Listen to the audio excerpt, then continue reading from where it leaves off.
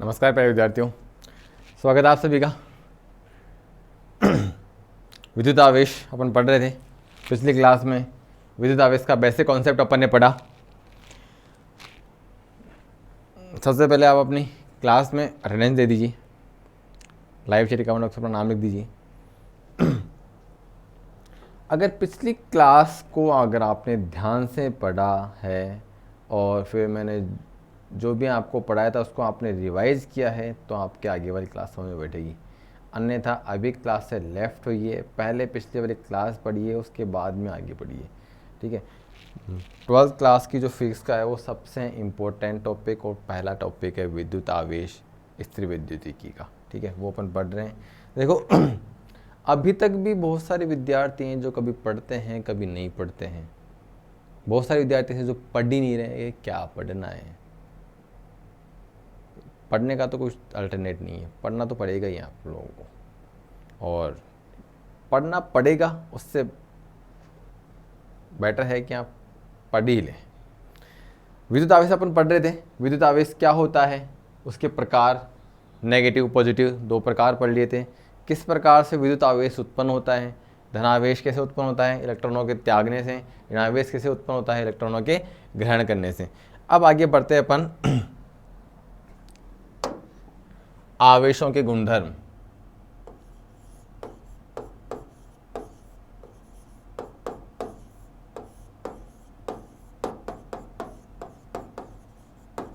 आवेशों के गुणधर्म इंग्लिश में बोल देंगे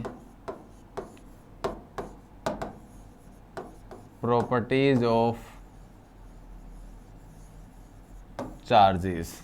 प्रॉपर्टीज ऑफ चार्जेस, आवेशों के क्या क्या प्रमुख गुण होते हैं। ठीक है, आवेश भी एक विशिष्ट गुण है, लेकिन उसके क्या प्रॉपर्टीज होती है, उसके क्या गुण होते हैं वो देखिए।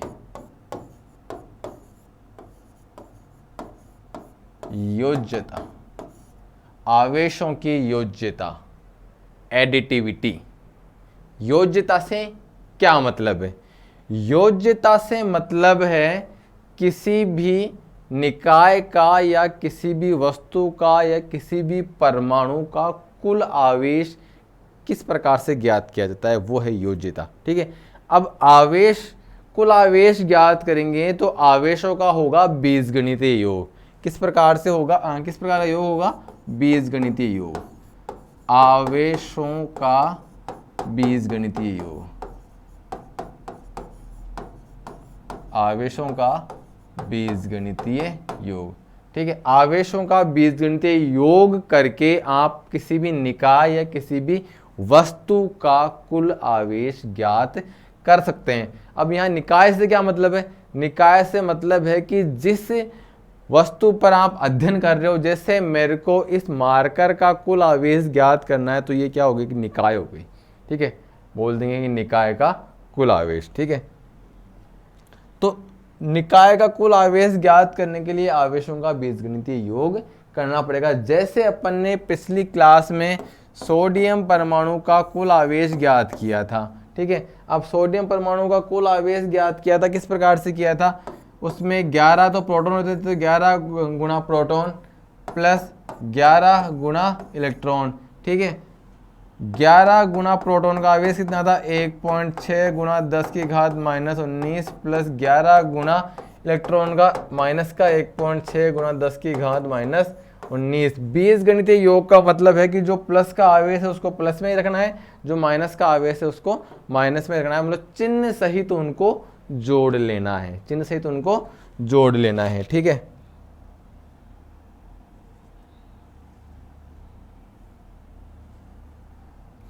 अब ये देखो, ये हो जाएगा 11 गुणा 1.6 गुणा 10 की घात -19, और ये इससे गुणा हो गया माइनस का 11 गुणा 1.6 गुणा 10 की घात -19।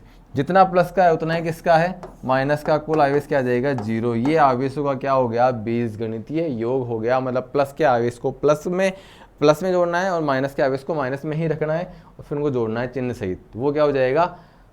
आवेशों की योज्यता या आवेशों का बीजगणितीय योग हो जाएगा। ऐसे नहीं भाई ये ये 1.7 के माइनस 19 इतना, ये इसका, इनको दोनों को जोड़ दिया, ये माइनस का है तो यहाँ माइनस में रखना है और नियम अनुसार जोड़ना है। जोड़ का नियम अनुसार क्या होता है, ये प्लस माइनस माइनस, अब ये प्लस का ये माइनस का हो गया ये, ठीक है। जैसे मैं बोलूँ कि -3 कूलाम और 4 कूलाम इनको जोड़ना है, -3 कूलाम और 4 कूलाम इनको जोड़ना है, तो जो अपना जोड़ का नियम है ना, -3 + 4 बराबर क्या आ गया, 1 कूलाम। ये हो गया निकाय का कुल आवेश। ऐसा नहीं कि -3 और 4, हाँ 3 और 4 कितने हो गए 7, इस प्रकार से जोड़ेंगे नहीं, -3 और 4 कितने हो गए, -3 और +4 ये हो गया 1 कूलाम। इस निकाय का कुल आवेश कितना आ गया, 1 कूलाम आ गया। जैसे इस प्रकार से दे दिया कि किसी निकाय में ये निकाय है, -q आवेश है, यहाँ +2q आवेश है, यहाँ +3q आवेश है, यहाँ -4q आवेश है, यहाँ पे 5q आवेश है। बताओ summation of q, summation of q का मतलब कुल आवेश कितना है, इस निकाय के अंदर कुल आवेश कितना है, जोड़ दो, -q और -4q, ये तो माइनस का है, और प्लस का 2q, प्लस का 3q, प्लस का 5q, ये तो हो गया माइनस का 5q, ये 5 और 5 क्या हो गया, 10q हो गया, जोड़ देंगे क्या आ जाएगा, प्लस का 5q, समेशन ऑफ q बराबर क्या आ गया, 5q आ गया। कुल आवेश कितना आ गया, 5q आ गया। ये है आवेशों की योजिता का नियम।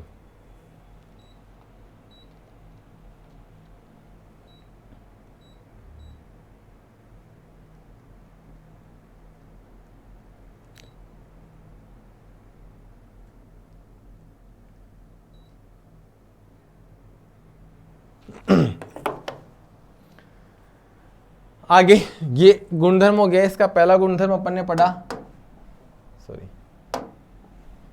पहला गुणधर्म अपन ने पढ़ा योज्यता, पहला गुणधर्म अपन ने पढ़ लिया योज्यता। आगे सेकंड गुणधर्म पढ़ते हैं।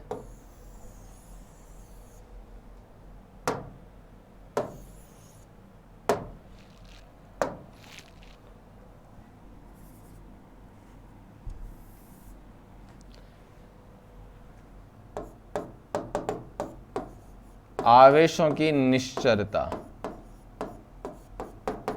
निश्चरता का मतलब ये है कि जब आवेश गति करेगा, 1 कूलाम आवेश गति कर रहा है तो वो गति के दौरान भी 1 कूलाम ही रहेगा। गति के दौरान में क्या रहेगा, 1 कूलाम ही रहेगा। गति करने से आवेश के मान में कोई प्रभाव नहीं पड़ेगा, ठीक है। अब आवेश गति कर रहा है, आवेश स्थिर है, उससे क्या प्रभाव पड़ने वाला है वो देखिए, ठीक है। अगर आवेश स्थिर है, स्थिर आवेश है, स्थिर आवेश मतलब वेलोसिटी ऑफ चार्ज, क्यू मतलब चार्ज का सिंबल क्यू है। ऐसे नहीं कि वेलोसिटी ऑफ सिंबल चार्ज के लिए सी लिखेंगे, चार्ज का प्रतीक क्या है, क्यू। क्यू आ रहा है मतलब वो क्या है, चार्ज यानी आवेश। समझ में आया क्या, ऐसा नहीं कि चार्ज की स्पेलिंग तो सी से शुरू हो, नीचे तो सी आना चाहिए था, यहाँ पे सी नहीं आएगा। इसका प्रतीक क्या है, क्यू है। जैसे हाइड्रोजन प्रतीक है, चलो ठीक है, हाइड्रोजन का प्रतीक क्या आ गया, एच आ गया, ठीक है। तो सोडियम का एस होना चाहिए था, सोडियम का एस होना चाहिए ना, लेकिन सोडियम का एस नहीं है, सोडियम का क्या है, Na, ठीक है, नेट्रियम। वैसे यहाँ पे चार्ज का प्रतीक क्या है, क्यू है, ठीक है। अब आगे देखते हैं, स्थिर आवेश है मतलब वेग कितना है, 0। स्थिर आवेश है मतलब वेग कितना है, 0।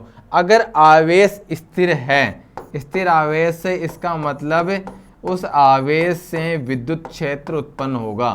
उस आवेश से क्या होगा, विद्युत क्षेत्र उत्पन्न होगा। अगर कोई आवेश स्थिर अवस्था में रखा है तो वह अपने आसपास में विद्युत क्षेत्र उत्पन्न करेगा, ठीक है। अगर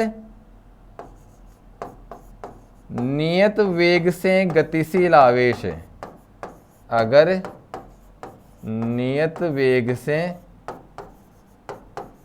गतिशील आवेश मतलब velocity of charge is not equal to 0, 0 नहीं है, परंतु वेलोसिटी ऑफ चार्ज है ना, वो क्या है, अचर है, मतलब कांस्टेंट है, नियत है।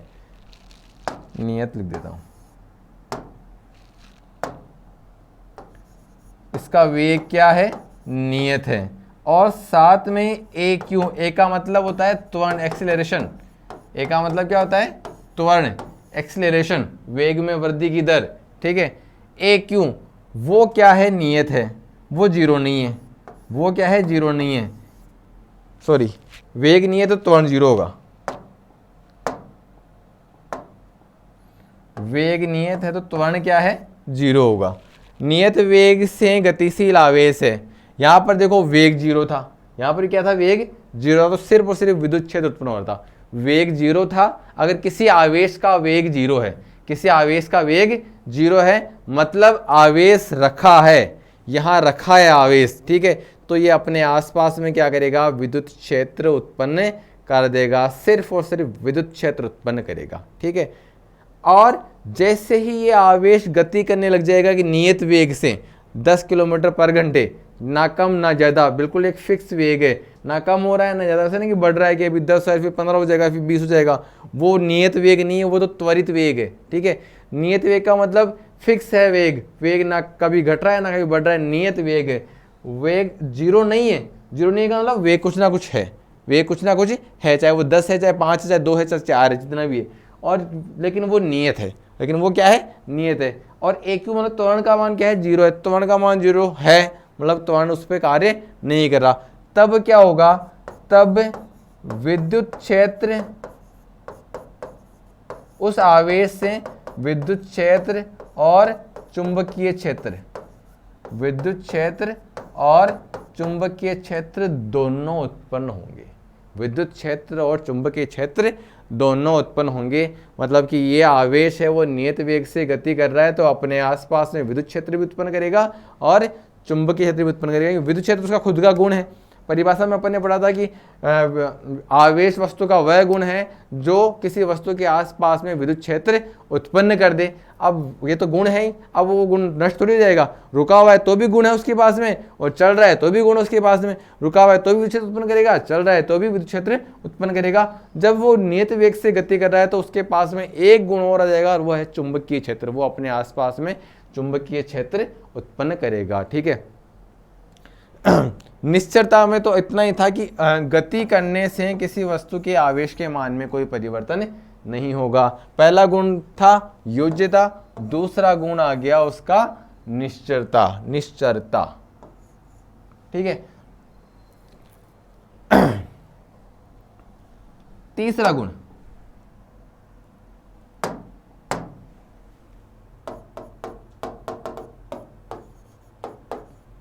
तीसरा गुण है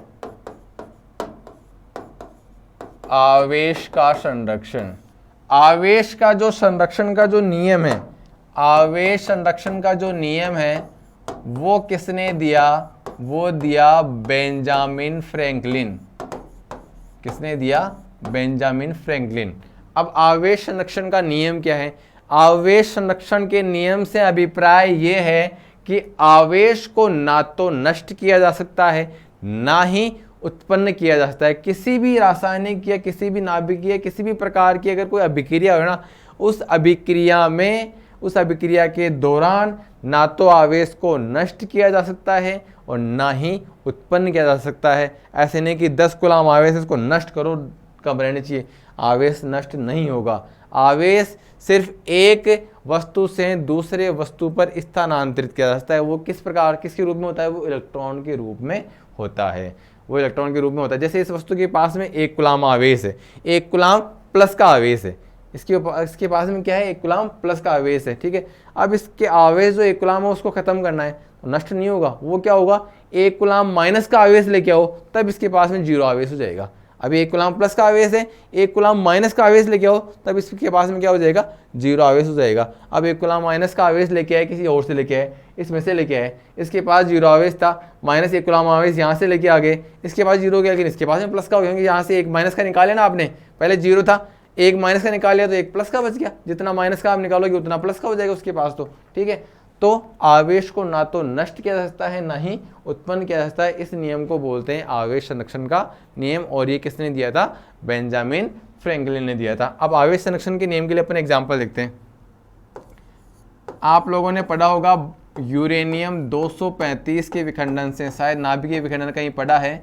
यूरेनियम 235 पे क्या है कि न्यूट्रॉन आके विखंडन करता है, न्यूट्रॉन आके तोड़ रहा है, तो इससे क्या हो जाएगा, इससे बढ़ेंगे 36 क्रिप्टॉन 92 प्लस 56 बेरियम 141 और साथ में 3 न्यूट्रॉन निकलेंगे। ठीक है, अब इसका मतलब क्या है पहले तो वो समझिए, लिख दिया, ये पता नहीं क्या लिख दिया। ठीक है, इसका मतलब क्या है वो समझिए। 92 यूरेनियम 235, इसका मतलब है कि एक यूरेनियम का नाभिक है, नाभिक का परमाणु क्रमांक या नाभिक में प्रोटॉन की संख्या कितनी है 92। यूरेनियम जो नाभिक होता है, यूरेनियम का नाम आपने सुना होगा, यूरेनियम एक विस्फोटक पदार्थ है जो नाभिकीय विखंडन में काम में लिया जा सकता है, रेडियो सक्रिय पदार्थ है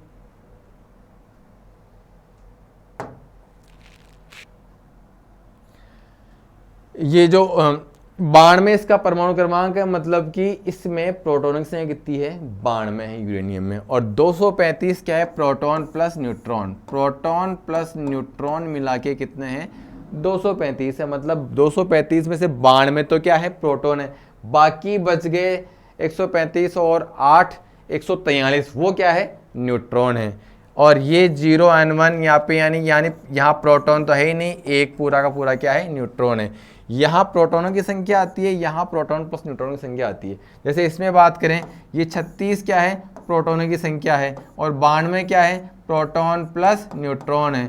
92 में से 36 प्रोटॉन गए तो बाकी न्यूट्रॉन कितने बच गए 42 और 14 56, इसमें क्या है 56 न्यूट्रॉन है। ऐसे यहाँ पे 56 ये तो क्या है प्रोटॉन है, और 141 ये क्या है प्रोटॉन प्लस न्यूट्रॉन है, और ये 3 न्यूट्रॉन निकल गए। ठीक है, अब आप जब इनको जोड़ोगे ना 235 से कितना हो गया 236 हो गया। 236 क्या हो गया, इस रिएक्शन ये अभिक्रिया होने से पहले 236 प्रोटॉन प्लस न्यूट्रॉन थे, 230 प्रोटॉन प्लस न्यूट्रॉन थे अभिक्रिया होने से पहले। एरो का मतलब अभिक्रिया हो गई, अभिक्रिया होने के बाद में 92 तो ये रहे, 141 ये रहे, और 3 ये एक न्यूट्रॉन है, इसको मैंने 3 से गुणा कर दिया, मतलब कितने हैं 3 न्यूट्रॉन है। ठीक है, जैसे 2H मतलब क्या है 2 हाइड्रोजन। ठीक है, ये 3 हो गए, देखिए कितने हो गए क्या 200 कितने 36 होने चाहिए है क्या, 2 और 1 3, 3 और 3 6। ठीक है, 9 4 13 की 3 हासिल की 1, और ये 236 हो गए। लेकिन अपन ये चीज़ नहीं पढ़ रहे हैं यहाँ पे। ठीक है, ये तो मैंने बता दिया कि जितना अभिक्रिया से पहले प्रोटॉन प्लस न्यूट्रॉन थे उतने ही अभिक्रिया के बाद में प्रोटॉन प्लस न्यूट्रॉन इनकी संख्या में परिवर्तन नहीं होगा। अब आवेश संरक्षण का नियम ये है, आवेश न्यूट्रॉन के पास तो होता ही नहीं है, आवेश न्यूट्रॉन के पास तो होता ही नहीं है, और एक नाभिकीय अभिक्रिया है, नाभिकों की अभिक्रिया है, यहाँ इलेक्ट्रॉन से कोई मतलब नहीं है अपने को।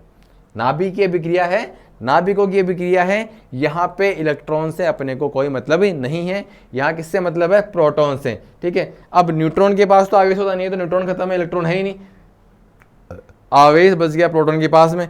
अब नाभिक इस अभिक्रिया से पहले जितने प्रोटॉन हैं उतने ही प्रोटॉन अभिक्रिया के बाद में होने चाहिए, तब तो आवेश संरक्षण का नियम लागू हो रहा है, अन्यथा आवेश संरक्षण का नियम लागू इस पे नहीं होगा। देखते हैं, अभिक्रिया से पहले 92 प्लस 0 कितने हो गए 92, अभिक्रिया से पहले 92 प्रोटॉन है, कितने प्रोटॉन है 92 प्रोटॉन, यानी अभिक्रिया से पहले आवेश कितना हो गया 92 इंटू क्यू प्रोटॉन। अब देखो देखिए अभिक्रिया के बाद में 92 होते हैं क्या, अभिक्रिया के बाद में 36 तो क्रिप्टॉन के पास में है प्रोटॉन, और 56 किसके पास में बेरियम के पास में, 6 6 12 की 2 हासिल की 1 5 3 8 1 9, 92 प्रोटॉन हो गए। जितने प्रोटॉन अभिक्रिया से पहले थे उतने ही प्रोटॉन अभिक्रिया के बाद में हो गए। मतलब यहाँ पर क्या हो रहा है, आवेश संरक्षण का नियम लागू हो रहा है। इस नाभिकीय अभिक्रिया में ऊर्जा भी निकलेगी, इस नाभिकीय अभिक्रिया में ऊर्जा भी निकलेगी, लगभग 200 मेगा इलेक्ट्रॉन वोल्ट ऊर्जा निकलेगी, लगभग 200 मेगा इलेक्ट्रॉन वोल्ट। ये अपन नाभिकीय विखंडन अभिक्रिया में पढ़ लेंगे पूरा कंप्लीट सिस्टम से। ठीक है, अभी अपन ने ये पढ़ा कि इस अभिक्रिया में अभिक्रिया होने से पहले 92 प्रोटॉन थे, अभिक्रिया होने के बाद में भी क्या है 92 प्रोटॉन ही है। अभिक्रिया होने से पहले आवेश था 92 इंटू क्यू प्रोटॉन, अभिक्रिया होने के बाद में भी 92 इंटू क्यू प्रोटॉन ही आवेश है। आवेश ना तो नष्ट हुआ है, मतलब कम ज़्यादा नहीं हुआ है। ठीक है, ये हो गया आवेशों का संरक्षण। इसका अगला गुणधर्म पढ़ते हैं, और जो इसका सबसे इम्पोर्टेंट गुणधर्म है आवेश का क्वांटीकरण। आवेश का क्वांटीकरण से ये तात्पर्य है कि आवेश जो है ना, आवेश एक निश्चित पैकेट के रूप में रहता है, एक निश्चित पैकेट के रूप में रहता है। आप उस आवेश को अपनी मर्जी से किसी भी अनिश्चित मान में नहीं तोड़ सकते। ठीक है, आप मतलब जैसे ये है कि 100 रुपये के खुले कराने हैं साहब, 100 रुपये के खुले कराने हैं, तो आप निश्चित मान के नोट ले सकते हो, 10 के ले सकते हो, 20 के ले सकते हो, 50 के ले सकते हो, 1 का, 2 का, 5 का। आप चाहो मेरे को 30 रुपये का नोट चाहिए साहब, चलता ही नहीं है। आपको बोलिए मेरे को 60 रुपये, एक तो 60 का नोट दे दो और एक 40 का नोट दे दो, 100 रुपये खुले हो गए, पॉसिबल नहीं है। वैसे ही क्या है, आवेश भी आप अपनी मर्जी से कैसे मान में नहीं तोड़ सकते, एक निश्चित मान में टूटेंगे। आवेश को अगर आपको तोड़ना है ना, 1 कूलम आवेश के आपको टुकड़े टुकड़े करने हैं, ठीक है, तो एक निश्चित मान में टूटेंगे। इसी गुणधर्म को बोलते हैं आवेश का क्वांटीकरण। ठीक है, जैसे आवेश जैसे 100 रुपये खुले करेंगे तो निश्चित नोट हो गए, भाई 10-10 के नोट ले लो, 20-20 के नोट ले लो। ठीक है, न्यूनतम कितने ले सकते हैं अपन, अगर 100 रुपये खुले करने हैं कि 100 रुपये के खुले कर दो, जितने खुले हो सकते हैं उतने खुले, 1-1 रुपया, 1 से कम 50 पैसे 20 पैसे तो चलते नहीं है, 1 हो गया। न्यूनतम जो मान है वो कितना हो गया, 1 रुपया हो गया। ठीक है, मतलब 100 रुपये के जो छोटे से 100 रुपये का छोटे से छोटा टुकड़ा वो कितना हो गया, 1 रुपया हो गया। ठीक है, वैसे भी किसी भी आवेश का छोटे से छोटा टुकड़ा, किसी भी आवेश का, चाहे वो 1 कूलम है, 5 कूलम है, उस आवेश के खुले कराने से आप मार्केट में ले जाएगी। तो छोटे से छोटा टुकड़ा किस मान का हो सकता है, फिर बता दूं। जैसे आपको 100 रुपये के खुले करवाने हैं, चेंज करवाने हैं, तो उसका छोटे से छोटा मान कितना हो गया, 1 रुपया हो गया।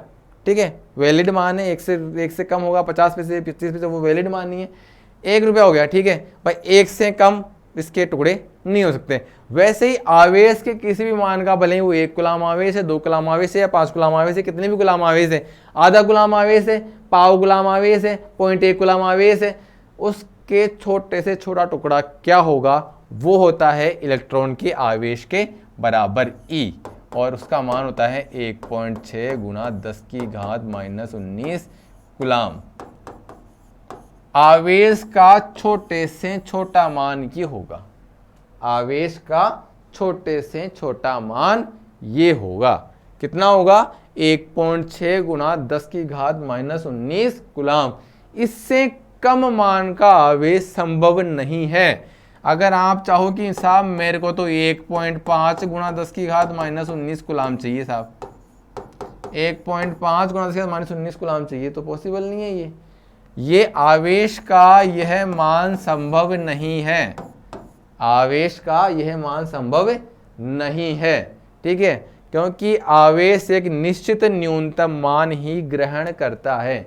कम से कम मान आ गया 1.6 गुणा 10⁻⁻19 कूलम, समझ में आया। इसके बाद में आवेश को बढ़ाएंगे, तो आवेश जब बढ़ेगा तो इस प्रकार से भी नहीं बढ़ेगा कि 1.6 है, अब कम तो संभव नहीं है। हाँ ठीक है, सर ने बोल दिया कम तो संभव नहीं है, ज़्यादा तो संभव है ना, तो ठीक है 1.6 तो ये है ही, अब मेरे को 1.7 गुणा 10⁻⁻19 कूलम आवेश चाहिए। क्या ये संभव है, क्या ये संभव है क्या भाई, ये तो ज़्यादा हो गया ना, ये भी संभव नहीं है। ये क्यों संभव नहीं है, उस बात को समझिए। ठीक है, फिर अपन वो 100 रुपये वाली बात लेते हैं। 100 रुपये के आपने खुले करा दिए 1-1 रुपये के सिक्के, 1-1 रुपये के सिक्के, 1 रुपया आपने दिया, ये लो साहब 1 रुपया आ गया। ठीक है, अब इससे पार्लियामेंट्री और चाहिए, तो फिर क्या आएगा, 1 रुपया और जाएगा, 2 रुपये होंगे ना। कितने रुपये होंगे भाई, पहले आपने 1 लिया, फिर 1 और रुपया आ गया, कितने होंगे, 2 रुपये होंगे। ठीक है, आपको चाहिए नहीं यार मेरे को 1 रुपया, मेरे को 1.2 रुपये चाहिए, ये कैसे संभव है भाई, ये संभव ही नहीं। ठीक है, एक से पार नहीं पड़ रही, तो 1 के बाद में क्या आएगा, सीधा 2 आएगा, 2 के बाद में सीधा क्या आएगा, 3 आएगा, 3 के बाद में सीधा क्या आएगा, 4 आएगा, 1.2 और 1.4 3.7 ये नहीं आएंगे वहां पे। ठीक है, वैसे ही आवेश में, आवेश का जो पैकेट है, आवेश का जो सिक्का है वो 1.6 गुणा 10⁻⁻19 कूलम का है। 1 इलेक्ट्रॉन आपने निकाल लिया, इतना आवेश हो गया, एक और निकालेंगे तो सीधा डबल होगा, 2 गुणा 1.6 गुणा 10⁻⁻19 कूलम होगा। समझ में आ गया होगा शायद अब तक भाई। आवेश किस प्रकार, किसी वस्तु का आवेशन कैसे होता है, इलेक्ट्रॉनों के स्थानांतरण से। ठीक है, ये मेरे पास में एक पदार्थ या वस्तु है, ठीक है, इसमें से मैंने 1 इलेक्ट्रॉन निकाल लिया, इसके पास में कितना आवेश हो गया, 1.6 गुना 10 की घात माइनस 19 कूलाम। प्लस का आवेश हो गया क्योंकि मैंने निकाला है। एक और निकालेंगे, एक और निकालेंगे तो क्या होगा, इतना आवेश और आ जाएगा, 1.6 गुना 10 की घात माइनस 19 कूलाम। मतलब क्या हो जाएगा, इसको ये 2 गुना 1.6 गुना 10 की घात माइनस 19 कूलाम बोल सकता हूँ। ठीक है, अगर मतलब आवेश की जो आवेश का न्यूनतम मान कितना हो गया, इतना हो गया। ठीक है, अब क्या करना है, आप किसी वस्तु को आवेशित करने के लिए या तो इलेक्ट्रॉन दोगे तो आवेश किसका हो जाएगा, माइनस का।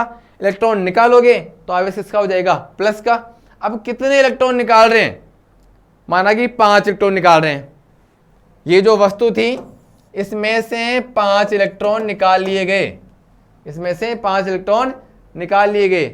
तो इसके ऊपर किस प्रकार का आवेश आएगा, प्लस चार्ज आएगा। किस प्रकार का आएगा, प्लस चार्ज, पॉजिटिव चार्ज आएगा। ठीक है, अब वो कितना आएगा, वो आएगा 1 इलेक्ट्रॉन की वजह से इतना चार्ज आएगा प्लस का, तो 5 की वजह से 5 गुना 1.6 गुना 10 की घात माइनस 19 कूलाम, इतना आवेश आ जाएगा इसके ऊपर प्लस का।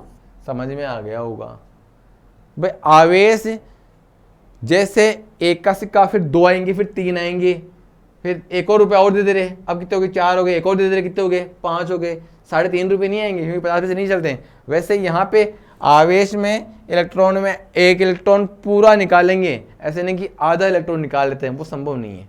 ठीक है, तो 1 इलेक्ट्रॉन पूरा निकालेंगे ना, 1 इलेक्ट्रॉन अगर आप पूरा निकाल रहे हो, फिर 1 और निकालोगे तो 2 हो जाएंगे, तो 2 गुना आवेश हो जाएगा। 5 इलेक्ट्रॉन निकाल लिए तो 5 गुना हो जाएगा इसका। ठीक है, तो इसी प्रकार से आवेश एक वो निश्चित मान के रूप में रहता है। ठीक है, अब ये देखो, 1 इलेक्ट्रॉन निकाला तो इतना आवेश था, 1 इलेक्ट्रॉन निकाला तो आवेश था 1.6 गुना 10 की घात माइनस 19 कूलाम। और फिर 1 और निकालेंगे तो सीधा आवेश पहुंच जाएगा 3.2 गुना 10 की घात माइनस 19 कूलाम। 2 इलेक्ट्रॉन की वजह से, 1 इलेक्ट्रॉन की वजह से ये रहा, 2 की वजह से ये रहा, 1 और निकाल लो, 3 की वजह से क्या हो जाएगा, क्यों 3 इलेक्ट्रॉन, उसकी वजह से हो जाएगा 4.8 गुना 10 की घात माइनस 19 कूलाम। मतलब आवेश का मान एक निश्चित होता है। आप अब देखो 1.6 से 3.2 के बीच के जितने भी मान ना आवेश के, वो संभव ही नहीं है, वो प्रकृति में विद्यमान नहीं है। 1.6 गुना 10 की घात माइनस 19 कूलाम से 3.2 गुना 10 की घात माइनस 19 कूलाम के बीच जितनी भी संख्याएं आप अगर लिख सकते हो ना, वो उस मान के आवेश प्रकृति में विद्यमान नहीं है, प्रकृति में संभव नहीं है। 1. आप चाहो 1.7 ले लूँ क्या मैं, नहीं है संभव। मैं 2.4 गुना 10 की घात माइनस 19 कूलाम ले लूँ क्या मैं, नहीं है संभव। ठीक है, तो आवेश एक निश्चित मान ग्रहण करता है, उसे आवेश का क्वांटीकरण कहते हैं। ठीक है, अब आप मैंने कोई सा ही मान लिख दिया, बताओ इतने कूलाम का आवेश संभव है या नहीं है। ठीक है, अब फिर आप कैसे पता करोगे कि वो उतने कूलाम का आवेश का मान संभव है या फिर नहीं है। उसके लिए आप देखो, मैं आपको ट्रिक बताता हूं सीधी सी। आवेश की योज्यता के लिए होता है Q बराबर प्लस माइनस NE। ठीक है, ये आवेश का मान है।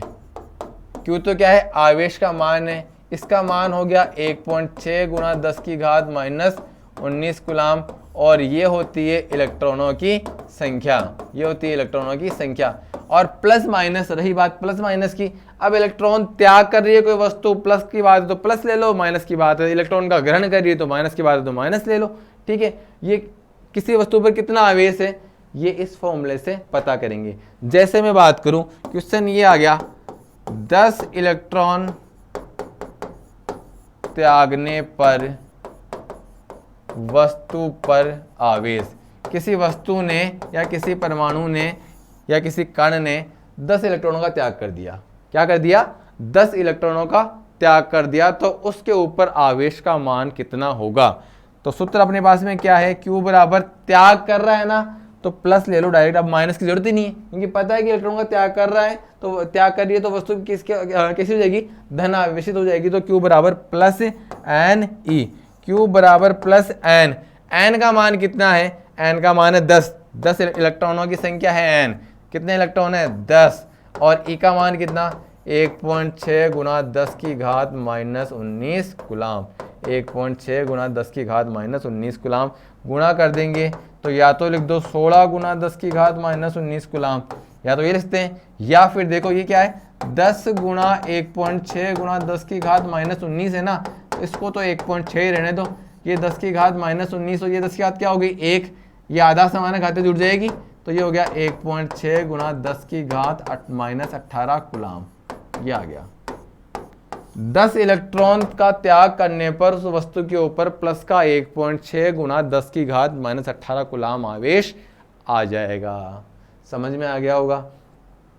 अब आवेश का कोई भी रैंडम मान लिख दिया, आवेश का कोई भी रैंडम मान लिख दिया, अपनी मर्जी से कोई सा मान लिख दिया और पूछ लिया कि बताओ किसी वस्तु पर इतना आवेश संभव है या फिर नहीं है। जैसे मैंने लिख दिया कि आवेश का मान 1.6 गुना 10 की घात माइनस 17 गुलाम,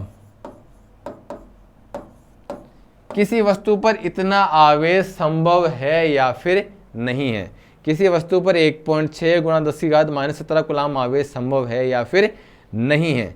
ठीक है, ये पता करना है। ये पता करने का सीधा सा तरीका क्या है, अपने पास में ये है कि फॉर्मूला क्या है, Q बराबर एन ई। ठीक है, तो यहाँ से n बराबर क्या आ जाएगा, E इधर आके बटे में हो जाएगा, n बराबर Q बटे में E।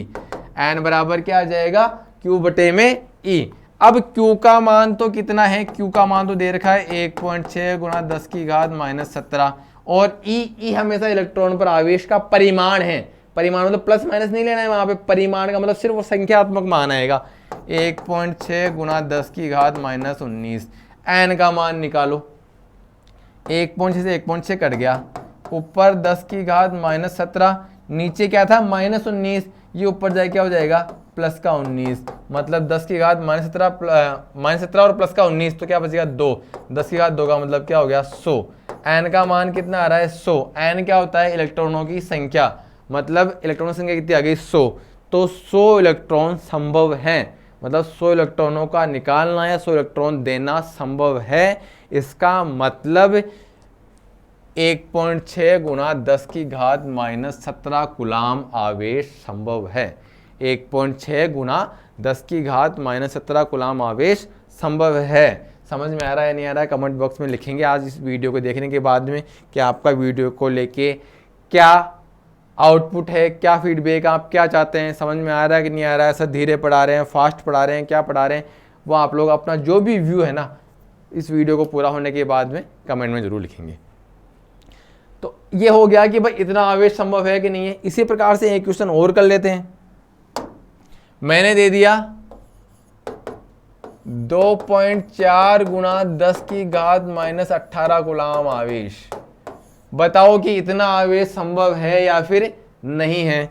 तो वही Q बराबर क्या था एन ई, और n बराबर क्या आ गया Q अपॉन ई। Q का मान कितना है 2.4 गुना 10 की घात माइनस 18 और E का मान 1.6 गुना 10 की घात माइनस 19। पॉइंट से पॉइंट कट गया, ये तो क्या 24 बटे में 16 और ये 10 की घात माइनस 18 और प्लस का क्या 19।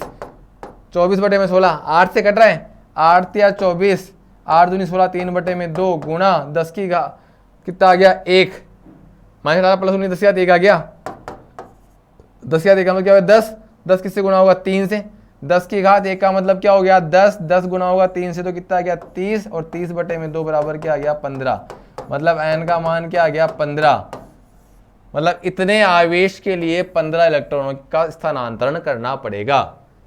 2.4 गुना 10 की घात माइनस 18 कूलाम आवेश के लिए 15 इलेक्ट्रॉनों का स्थानांतरण करना पड़ेगा। जो हो सकता है 15 इलेक्ट्रॉन का स्थानांतरण कर सकते हैं।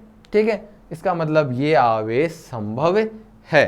ठीक है, एक क्वेश्चन और ले लेता हूं इस प्रकार का। अब ले लिया मैंने 2.4 गुना 10 की घात माइनस 19 गुलाम, बताइए क्या इतना आवेश संभव है क्या। देखते हैं, देखें वही फॉर्मूला Q बराबर एन ई, एन बराबर Q अपॉन ई। Q का मान 2.4 गुना 10 की घात माइनस 19 और E का मान 1.6 गुना 10 की घात माइनस 19। अब ये देखो 10 की घात माइनस 10 की घात माइनस 19 कट गया। ठीक है, पॉइंट से पॉइंट कट गया, क्या आ गया 24/16, 8 या 24, 8 दूना 16, 3/2 का मतलब 1.5। इलेक्ट्रॉनों की संख्या कितनी आ गई 1.5, मतलब डेड इलेक्ट्रॉन। क्या किसी वस्तु से या किसी परमाणु से डेड इलेक्ट्रॉन निकाले जा सकते हैं? क्या नहीं निकाले जा सकते हैं। इसका मतलब किसी भी वस्तु पर इतना आवेश संभव नहीं है, किसी भी वस्तु पर इतना आवेश संभव नहीं है। क्लियर। अब आवेशों की योज्यता का एक छोटा सा क्वेश्चन और कर लेते हैं। क्वेश्चन ये है कि 1 कूलाम आवेश में इलेक्ट्रॉनों की संख्या, 1 कूलाम आवेश में इलेक्ट्रॉनों की संख्या कितनी होती है? इंपॉर्टेंट क्वेश्चन है।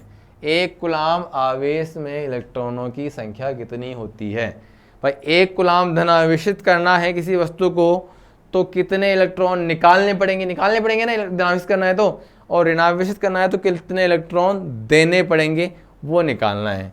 फॉर्मूला Q बराबर NE। भाई मैं प्लस माइनस तो ले ही नहीं रहा क्योंकि यहाँ पे आवेश बोला है, अगर धनावेश बोला तो मैं प्लस ले लेता, संख्या तो N ही आनी है, प्लस में आनी है। ठीक है, अब आवेश का मान दे रखा है तो N बराबर क्या हो गया Q/E। N निकालना है तो Q का मान कितना 1 और E का मान इलेक्ट्रॉन पर आवेश 1.6 गुणा 10⁻⁻19।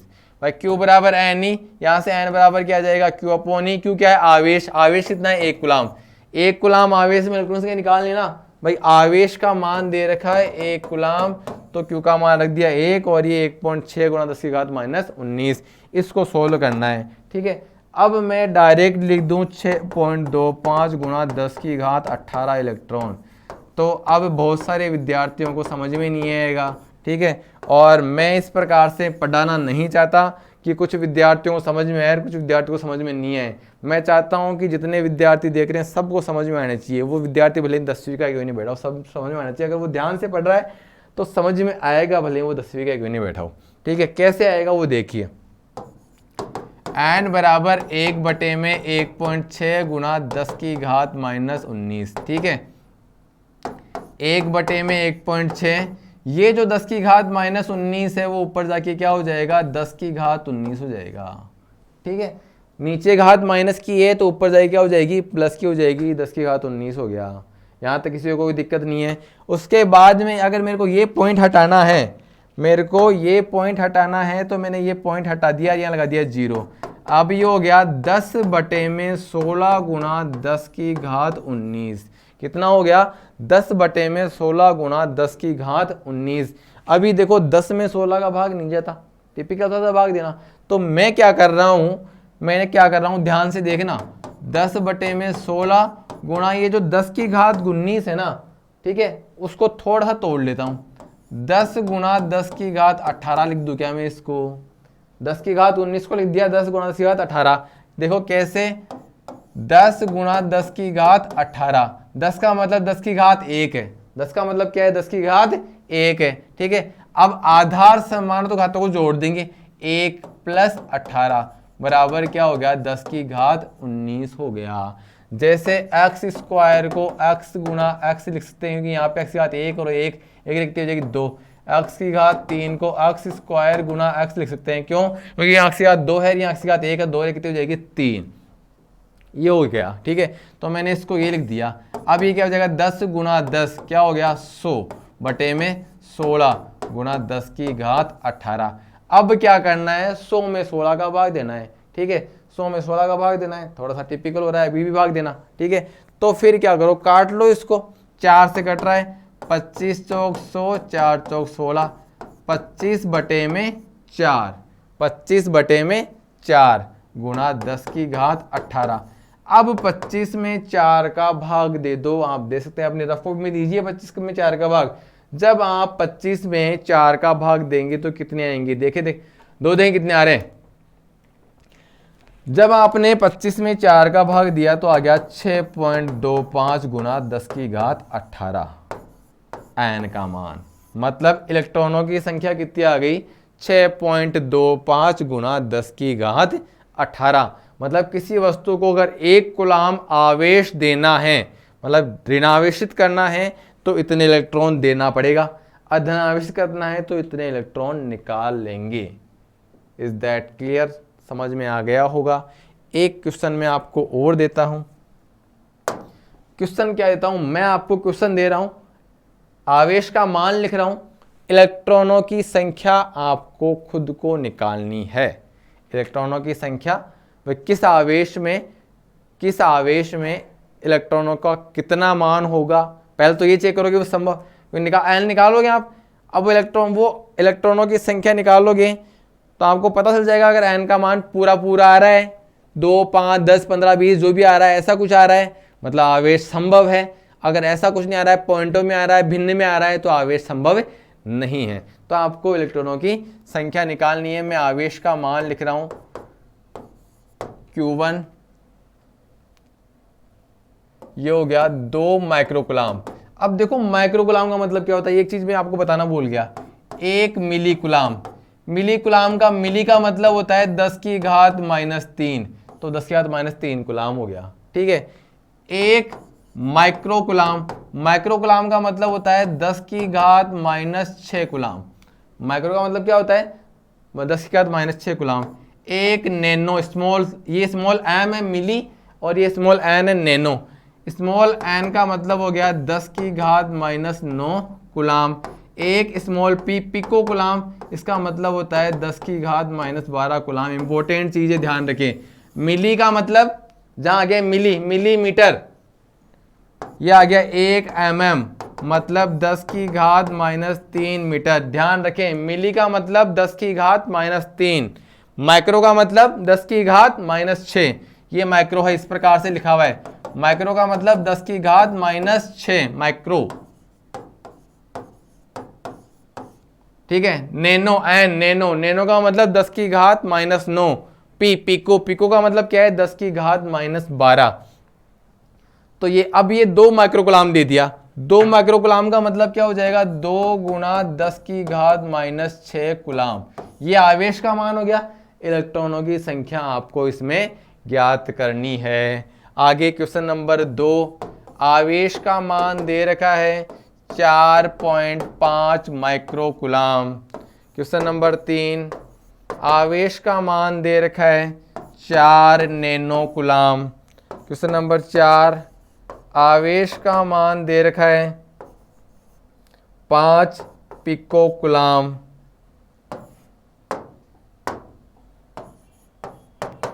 आवेश का मान दे रखा है, क्वेश्चन नंबर 5, आवेश का मान दे रखा है 1.7 गुणा 10 की घात -2 माइक्रोकुलाम। ये पांचों क्वेश्चन, इन पांचों क्वेश्चन में आपको क्या करना है? इलेक्ट्रॉनों की संख्या ज्ञात करनी है। और ये पांचों क्वेश्चन करके इन के जो आंसर सीट है, आंसर जो आए ना, वो आप कमेंट बॉक्स में लिख देंगे और मेरे को व्हाट्सअप भी कर सकते हैं आप। अगली क्लास जो होगी इसके आगे, उससे पहले आप ये जो आवेश के जो दोनों वीडियो हैं उनको ध्यान से पढ़ लें, इनके प्रिपेयर सिस्टम से इनके नोट्स बना लें और पूरा टॉपिक अच्छे से आप लर्न कर लें, इनकी प्रैक्टिस कर लें। और आपके पास बुक हो तो बुक में इससे संबंधित जो भी क्वेश्चन हैं वो आप लोग ढंग से कर लें, मेहनत करें, पढ़ाई करें, समय व्यर्थ ना करें। ठीक है। ये जो टॉपिक मैं अभी पढ़ा रहा हूँ, शायद जब ऑफलाइन क्लास लगे तो मैं इतना ढंग से, इतना बिल्कुल इजी वे में नहीं पढ़ा पाऊँगा। मैं अभी इस टाइम पे बिल्कुल बेस्ट कर रहा हूँ, बिल्कुल फुल अपना एफर्ट लगा रहा हूँ। आप भी अपने एफर्ट लगाइए और सीखिए। धन्यवाद।